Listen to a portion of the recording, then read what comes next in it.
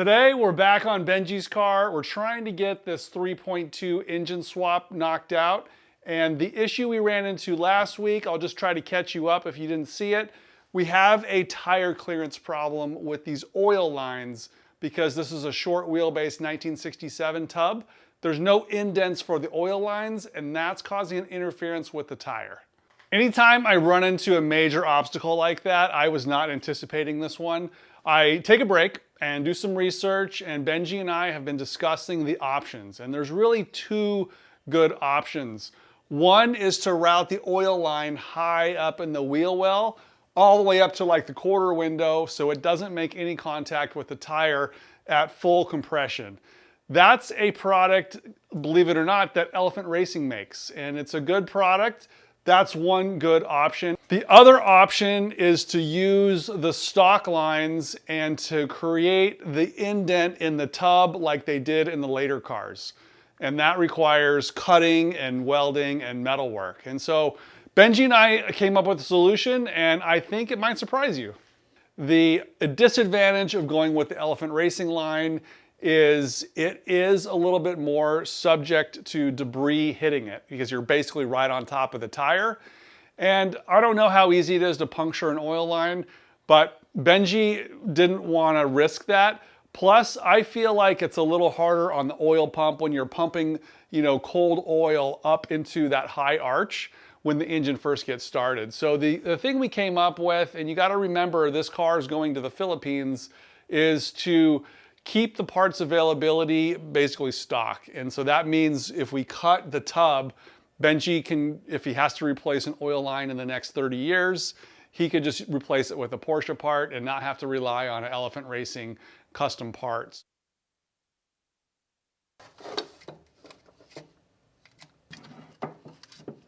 And then this part here just kind of gets flattened out. This is going to be kind of like a quarter round indent as opposed to being convex. It'll be an indent, concave.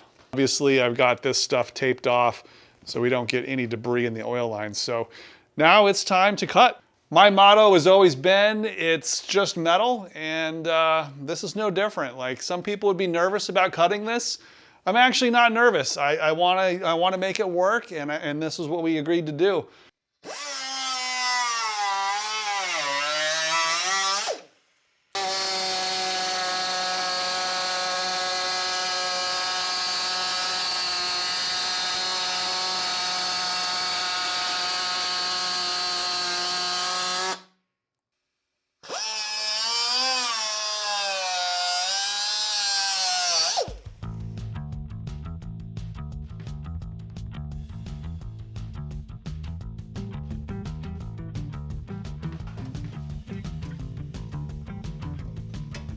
You can see there's not much rust here, but the problem with these early Porsches is that this is just bare steel. There's no primer. There's nothing on this to prevent it from rusting. But hopefully we're able to get the oil lines far enough in without this tube being in the way.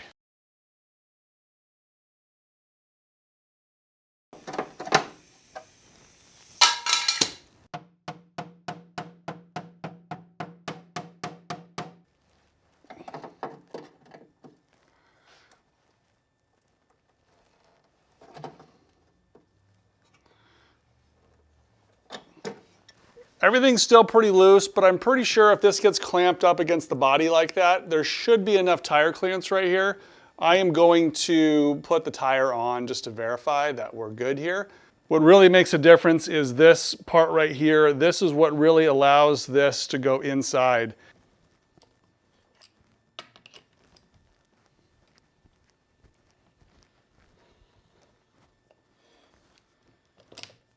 Spins.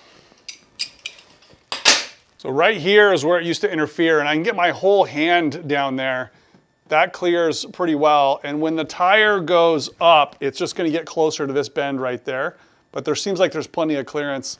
Okay, here we are from underneath the car, and the oil lines aren't clamped. They're basically just tied to a magnet, but you can see there's plenty of clearance right now. That's probably 3/4 of an inch clearance. So that cut really does make a difference.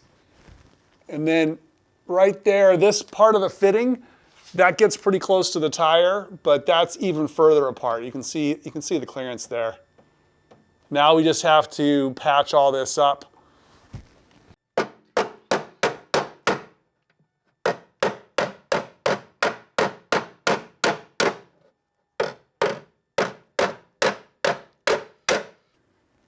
Looking from the bottom, I'm tipping this edge over, kind of following that red line.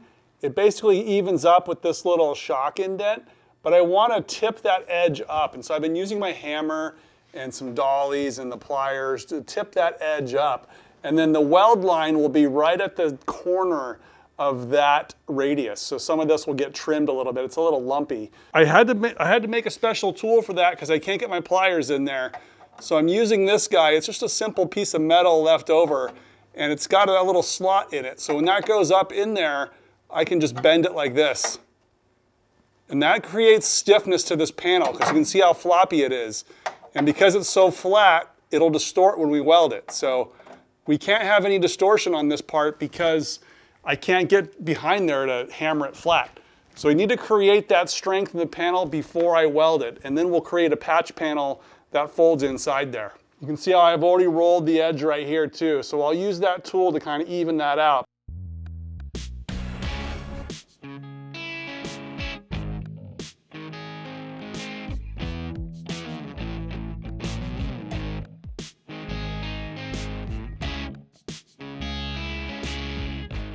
Now that the metal's clean, hopefully you can see this tipped edge. It's just leaning in. This part here was like kind of a hammered transition, so we'll just weld and hammer and do the best we can on that. So this is kind of my pet peeve with these cars. In my opinion, the inside of these cavities should never be dry and flaky like this. This is where the cavity wax is really important. So because it's open now, we're gonna shoot some primer in there. But every couple years, I think if you have an old Porsche, it would be worthwhile to go inside there with the endoscope and look at what you got and spray cavity wax, because cavity wax has the ability to climb against gravity. So you spray it in, and then as you drive, it works its way up into all these hidden cavities. And the wax and the oil will kind of prevent this kind of stuff from rusting out. So that's what I'm gonna do to my car. I'm gonna spray cavity wax in all the cavities.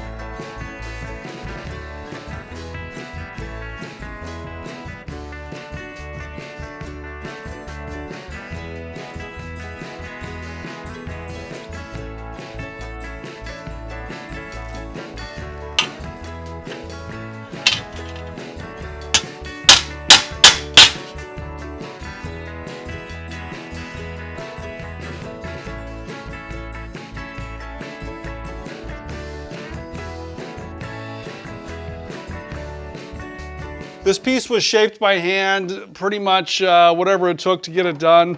Determination mostly. This is where we get the tin snips out and we just carefully, follow along, try to get it as close as we can. We'll use the template a little bit, but this side here is a compound curve, so this is the most difficult corner. I think I'll start here. It's gonna be hard for me to hold the camera and do this, but that's how that corner fits. That's probably the hardest one, and I'll probably start welding there. But I'm gonna go through with the back side and cut these lines with the tin snips, get this thing to fit, and then I'll bring you guys all back. This will be at least an hour's worth of work just fitting this thing.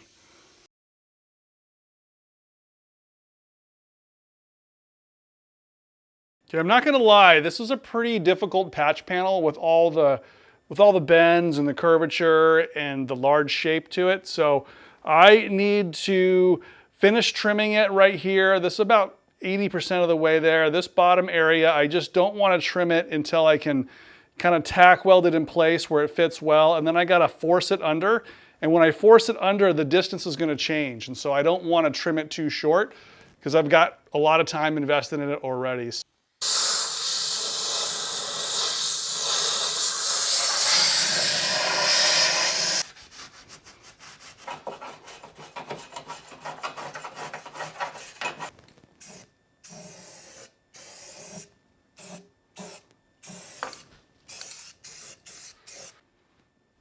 So just a little primer inside that cavity. It's gonna help better than what the factory had done, but the real thing is to, once it's welded, shoot some of the cavity wax in there. And this hole right here might be a good choice to inject the cavity wax.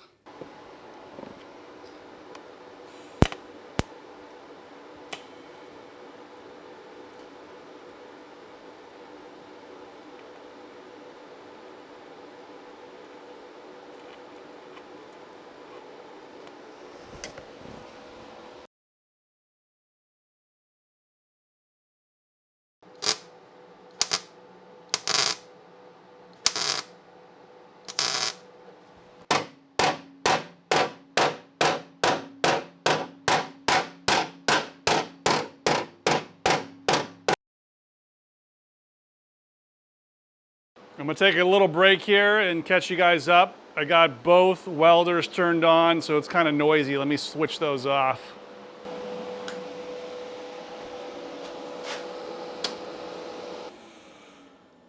Got quite a bit of welding done here, especially in this corner and in this upper area. That allows me to firm up the position of the patch panel and then hammer it into place so I can line up all the other seams. So had to add a little more curvature here, so there's a bunch of the hammer marks from the nylon hammer. And then this is where I'm still trimming as I go. These are MIG welds, the big chunky ones, and then these are all the TIG welds. My preference is the TIG welds. Here's a good example of the two side by side. Let me wire brush that one a little bit, it's kind of dirty. So you can see side by side, TIG weld and MIG weld. This is all kind of lumpy and kind of messy. Put a little light on it. Both are fine. Only reason why I'm using the MIG welder is because like right here, the gap was big. And that's where you want the MIG welder. Whenever the gap is big, MIG welder. Like right here, I can probably TIG weld that. That's over 1/16 of an inch. So it just, you know, this is a MIG weld right here. A little bit of both. These are all TIG welds up here because it was fitting really nice. Almost no grinding needed on that one. It's that time of night now where I got to stop making noise. But I did get the tire on, oil lines on, the car is down. It's got clearance on the oil lines. It's still pretty tight, to be honest, but that's how it is when you run these wider tires on a 912, especially with the oil lines. So there's clearance, probably 1/2 inch.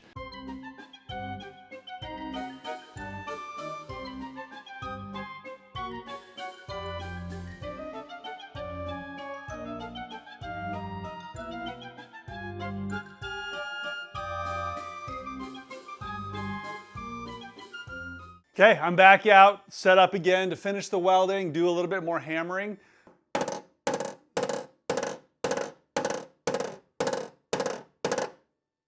It's finally welded. I've got everywhere 100% done.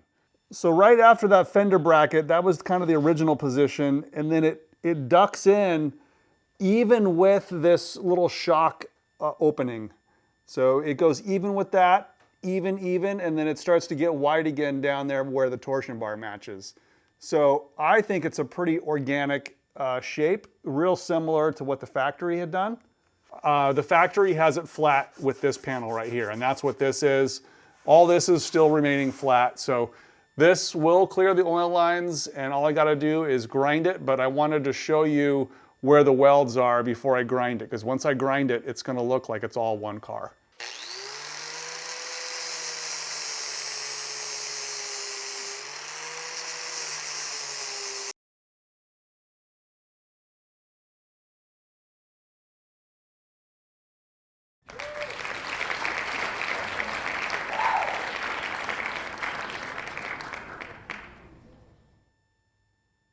Now I'm going to move on to the oil tank installation so I can get the oil lines routed and get the oil system done once and for all.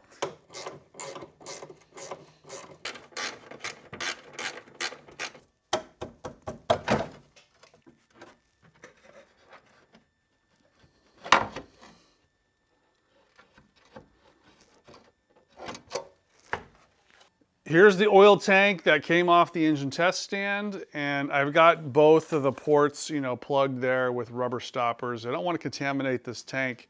I also have this template that was taken from my car, Mac, and it has the holes marked, like right there, that's one of the holes.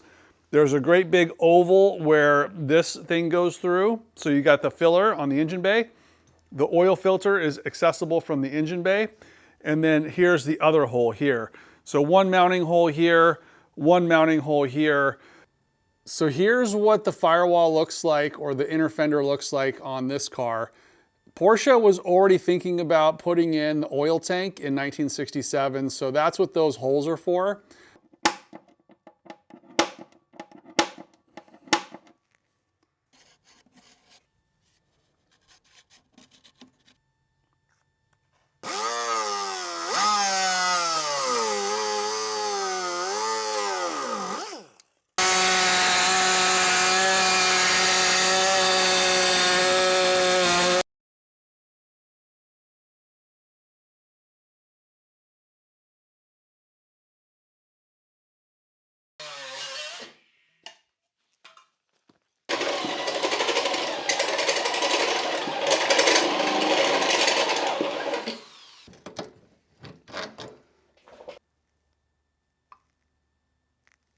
All right, underneath here, I moved this bracket out of the way, but this bracket here is right where the oil tank belongs. So this bracket has to be removed, and we'll have to find another way to attach the bumper to the car.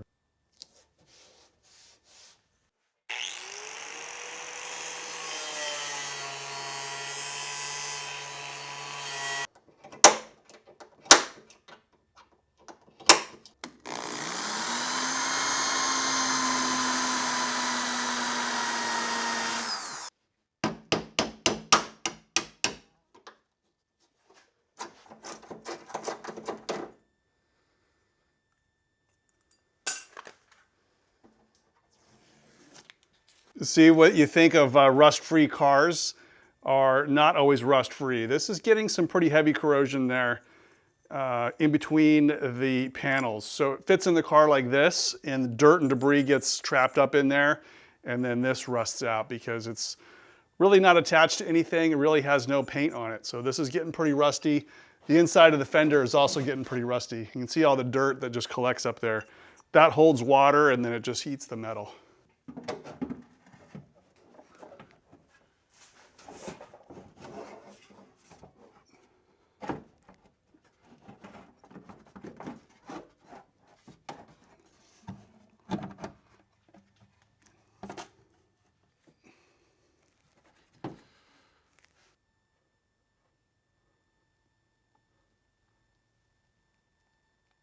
This is the engine bay with the new oil filter and oil fill.